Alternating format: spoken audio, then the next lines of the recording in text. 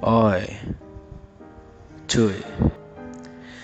Di video kali ini gue akan ngebahas jenis dan tipe persenjataan yang digunakan pada keamanan Indonesia. Ya pasti udah banyak kali ya yang udah ngebahas tentang materi gue ini ya kan. Dan ya di sini gue akan menjelaskan dan memberikan lah yang lebih dari YouTuber lain gitu.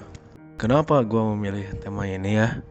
Habisnya gue suka aja sih sama persenjataan dan alat perang gitu. Kan keren tuh ya alat-alat perang. Ya bisa membunuh dan overall memang keren. Jadi ya itu kurang lebih latar belakang gue ya.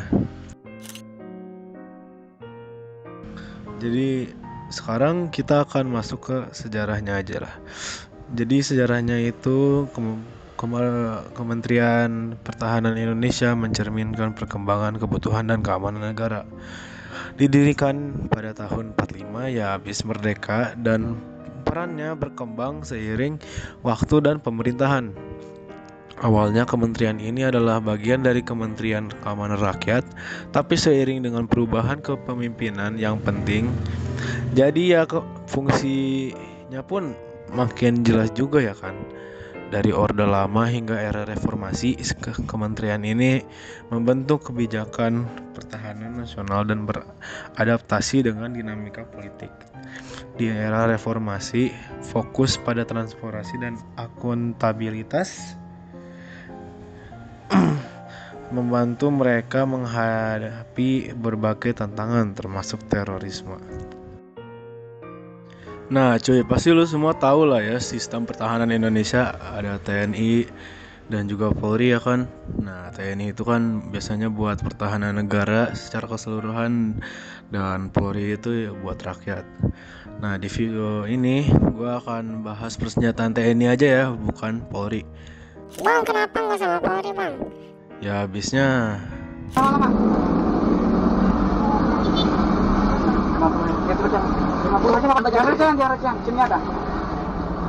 elah. Gue juga males kalau perwira polisi kayak gitu ya. Dan gara-gara TNI juga lebih keren. Tanpa basa-basi, let's go lah.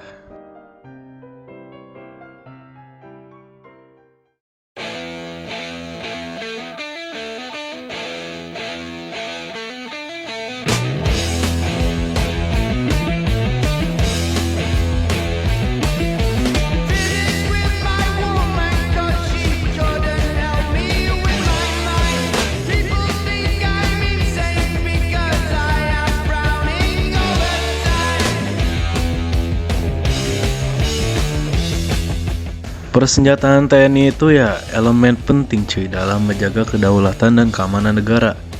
TNI itu ya sebagai kekuatan militer utama Indonesia akan terus mengembangkan kapasitasnya melalui modernisasi alutsista yang mencakup darat, laut, dan juga udara.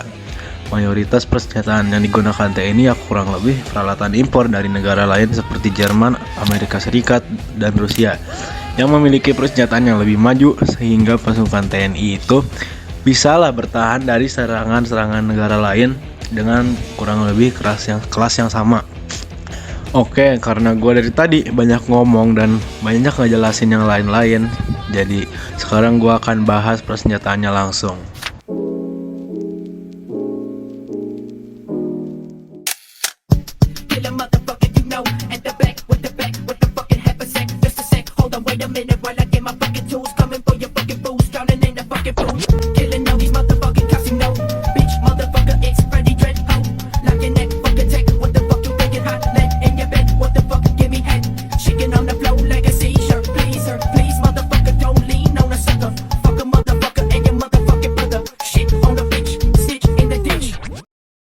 Waduh, keren banget kan editan gua.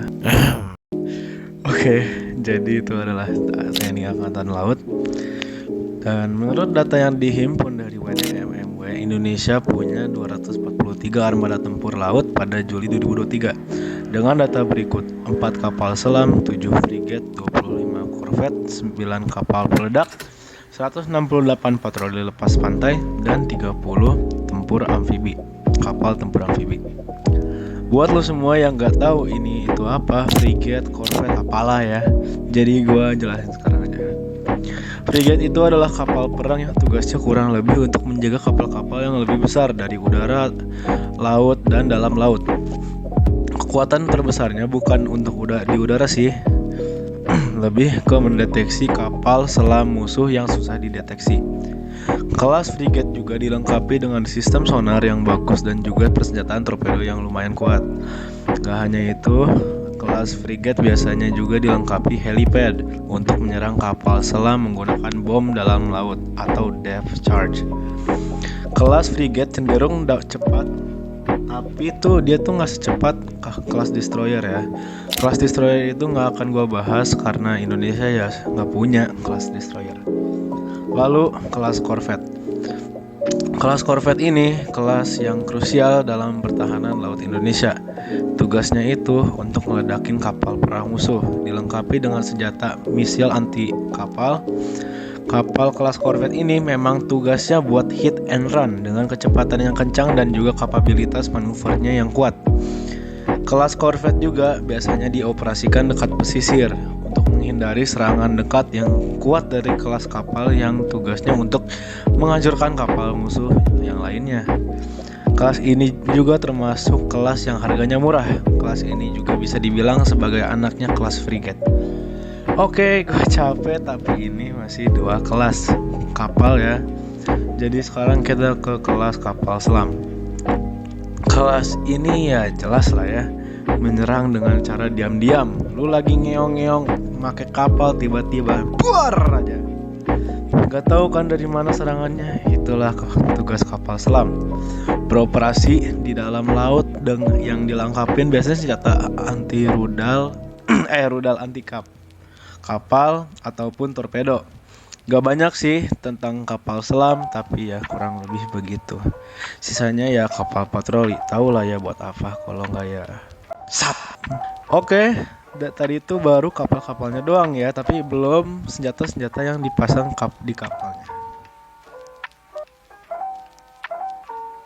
Gua bakal sebutin yang terkenal aja ya, habisnya kalau semuanya malah disebutin ya malah kepanjangan videonya nanti. Jadi ada Type 630 Zeus 30 mm yang dari Cina, yang sebenarnya cuman ya kopi-kopi doang dari AK-230 dari Rusia. Senjata anti udara dan juga anti kapal yang kecil-kecil sih. Suaranya menggugah kematian.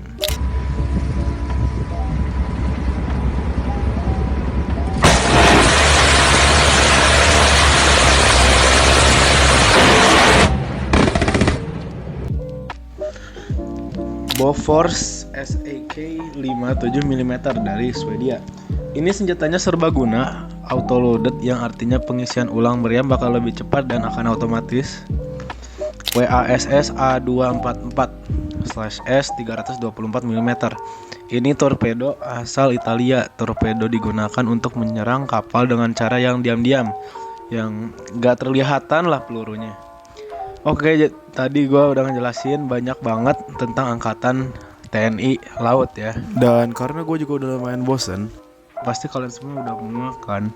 Jadi gue ganti deh ke TNI Angkatan Darat.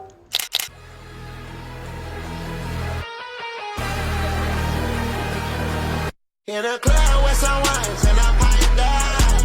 Shawty got me out too high. I be standing on the beach in some white ones. Can't control, I think I'm too fly. Lagi-lagi editan gua keren banget. Jumlah spesifik persenjataan TNI Angkatan Darat ya yang termasuk senjata ringan, kendaraan tempur, artileri, dan sistem rudal di detailnya itu ya sering banget dirahasiain sama kementerian ya, biar nggak bahaya aja, biar aman. Dan tapi nggak mungkin lah semua senjatanya itu dirahasiakan. Pasti ada lah yang dikasih lihat gitu kan ke publik. Dari data yang gue temuin, TNI Angkatan Darat itu punya kendaraan tempur seperti Leopard 2 yang gue sendiri suka ya. Terus ada PT-76, ada FV101 Scorpion, dan masih banyak lagi. Dan gua akan bagi ya kelas-kelasnya. Angkatan darat habisnya beda-beda. So ya. Tank. Di kelas tank itu ada Leopard 2 dari Jerman, salah satunya ya. Ya, tank yang lumayan lama dari tahun 70-an. Tapi masih bisa diandelin tanknya walaupun tank lama. Varian yang kita miliki itu ada varian Leopard 2A4 dan 2RI. Bukan 2A6 dan atau 2A7, habisnya kemahalan. Udah terlalu maju yang itu. Dilengkapi dengan meriam L44 berkaliber 120 mm dengan amunisi DM12 Hit FS atau High Explosive Anti-Tank Fin Stabilized, DM13 APFSDS Armor Piercing Fin Stabilized Discarding Saber, dan DM23 APFSDS juga yang kurang lebih sama. Lalu ada FV101 Scorpion dari Britania Raya. Varian yang kita miliki itu adalah FV101-90 yang menggunakan senjata meriam 90 mm Cockerill MK3 MA1. Dan itu merupakan kelas tank yang ringan, FV101 Scorpion itu.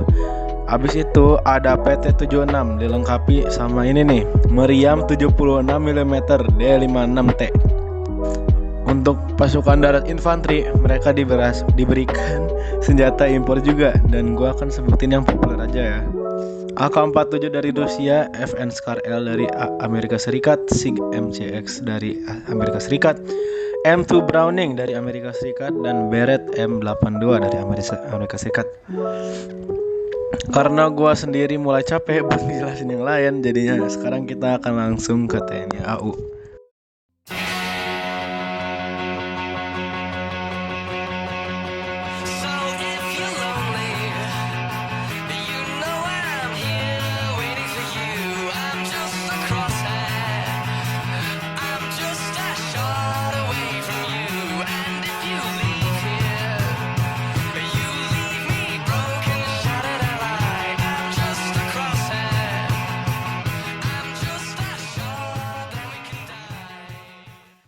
Lagi-lagi keren banget editan gua, makasih.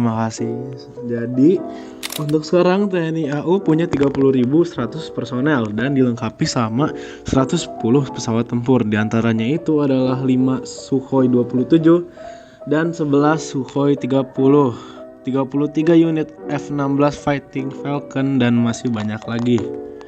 Sekarang kita akan masuk ke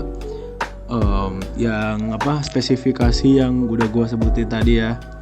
Yang pertama ada F-16, pesawat tempur dari Amerika Serikat dengan nama Falcon ya, seperti tadi gue bilang. Sampai sekarang masih bagus ini pesawat. Amerika Serikat aja masih make. Dan varian yang kita punya itu adalah F-16A, B, AM, BM, C, dan D. Varian paling bagus ya, yaitu varian C, karena emang bagus. Senjatanya bisa dilengkapi oleh AIM-9L, Sidewinder, AIM-120, dan macam-macam bom. Selain senjata misil, ada juga nih senjata yang menurut gua keren banget yang dipakai F-16 secara umum, settingan lah. Namanya M61A1 20 mm, itu gila.